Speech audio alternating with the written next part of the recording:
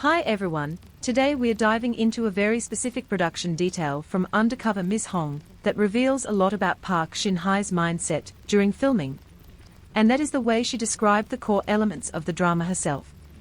In production interviews, she identified 3 key aspects she focused on: comedy, ensemble acting, and warmth, which is interesting because it shows that she did not approach the project primarily as a crime investigation or disguise story, but as something that needed emotional balance and human connection. This perspective explains why her performance feels different from a typical undercover narrative.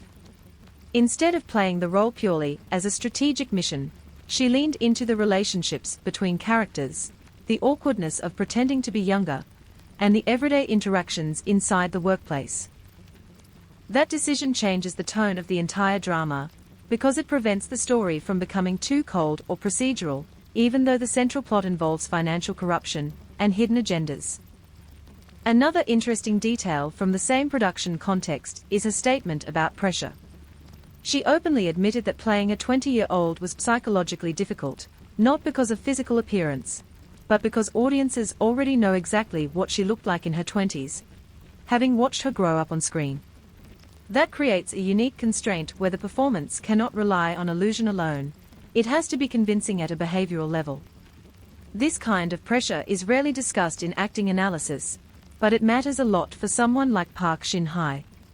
Most actors reinvent themselves over time without carrying a fully documented visual history from childhood to adulthood, but in her case, every attempt to portray youth is automatically compared to her real past.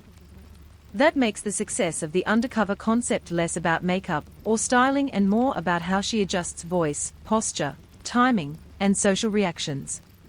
So when we look at Undercover Miss Hong through this lens, it becomes more than just a genre experiment.